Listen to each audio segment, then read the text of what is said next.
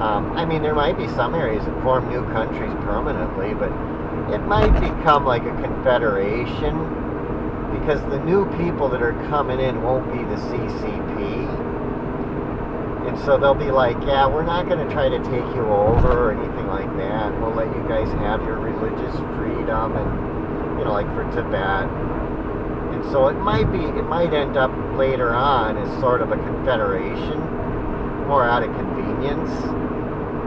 But China is not going to be like it was.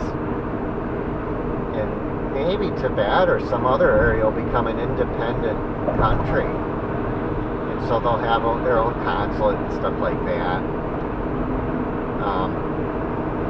They'll have their own relations. They'll have their own international relations with other countries. But they all have the Mandarin. I think they all have some linguistic.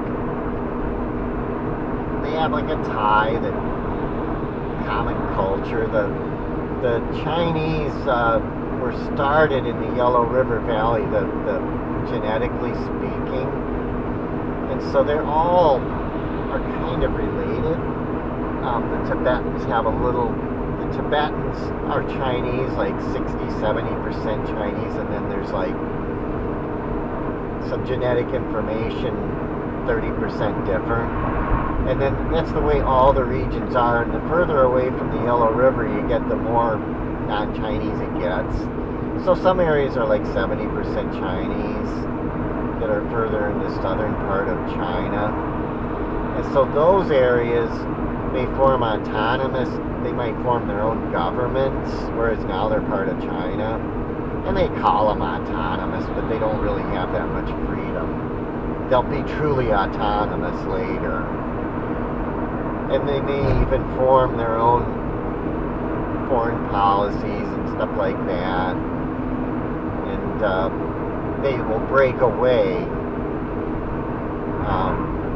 They'll just say, we're going to go our own way. The same way that Estonia, Latvia did from Russia when Russia got independence.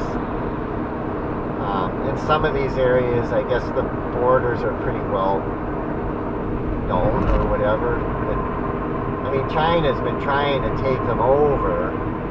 They've been moving Chinese people in there, but in 4 years they're not going to be able to do that. But they'll always have ties to China. And then, of course, China's been trying to take Nepal, and I mean, those areas will be free, and I think they are now. There are communists in some of those, like Nepal and Bhutan. There's even Naxalites in India. The Naxalites actually are with the Christians, and they're communist. They're trying to overthrow the certain areas in India. And it's like that came out like 10 years ago, that, yeah, a lot of the missionaries were with the Naxalites, and they're like a insurgency. They're like the Democratic Party. And it's like, yeah, the Republicans are supporting this. The Republican Christians. And they don't even know it. That they're supporting the Democrats, the communists in India. And they're ignorant of it. They don't know.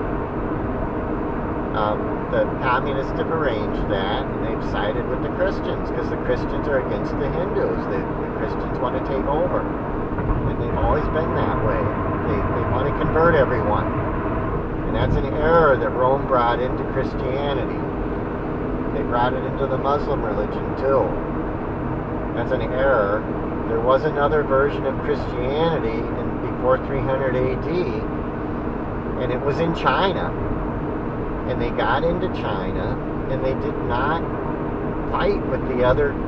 They blended in. The earlier version of Christianity, which I don't know what it was called, but it was a peaceful group, and so you could become a follower of, I don't know if it was called Christianity or if it was called something else, but you could become a follower of Yeshua, but you could also be a Buddhist too at the same time, or you could be whatever the traditional religion. I don't know if Buddhism was around yet. But you could be a Hindu or whatever was there, and they weren't like attacking each other. You could practice both together. And then the later Christians came in and they warred with Hinduism. And that's the error. That's when the error came in. That guy just wanted to let him in.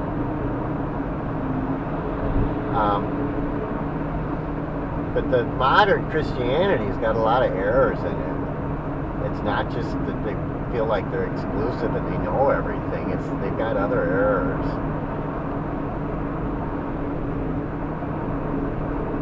And there's memory of that in China. There was a time when the Christians weren't trying to take over. They were coexisting with the other religions of China, and you could go to the Buddhist temple or whatever was comparable to Buddhism. You could go to the indigenous religions. I don't think Buddhism came in till about the time the modern Christianity came around, is when all that changed, when Buddhism was invented. But I think they had Hinduism in China, and they had they had Taoism and stuff like that. Taoism and Shintoism. I think Shintoism is in Japan though. But they had some of those other religions, and they all coexisted with Christianity, with the earlier version. You could go to the temple, and then you could go to church, and you didn't get any flack about it. They complemented each other. They taught the same thing. Yeshua taught the same thing that Hinduism taught at one time. And then Rome changed it. In the 300s, they started making changes, and they gradually were changing it.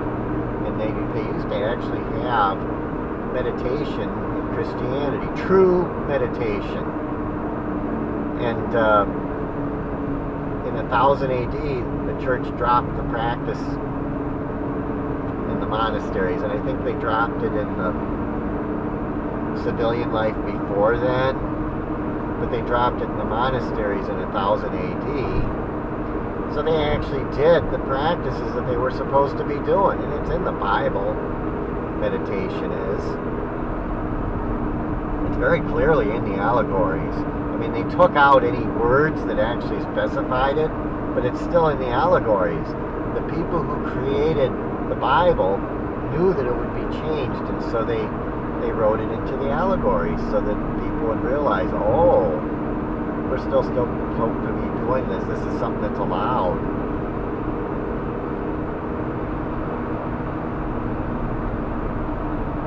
And so there's a difference in practice. And if you look at the archaeology, the earlier churches were different than the modern ones. The earlier churches actually had the zodiac and astrology in them. And astrologers are who wrote the Bible. The Bible was written by astrologers. And then the church came in and made it illegal to even follow astrology. Of course, the kings still used it to wage wars. And it's very clear that they did that, too. 9/11 was engineered by astrology, too. That was done on certain days to make it even more effective.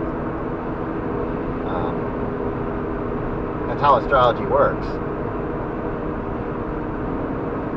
We could go to Delaney's and see if they have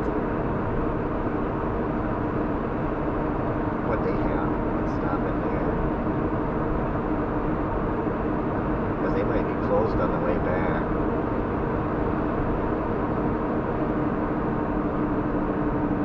Is this Delaney's?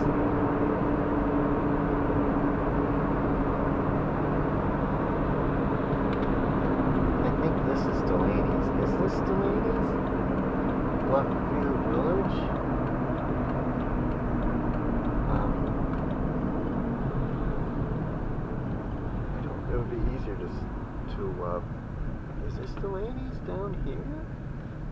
Or is this the right place? Maybe I'm not at the right exit.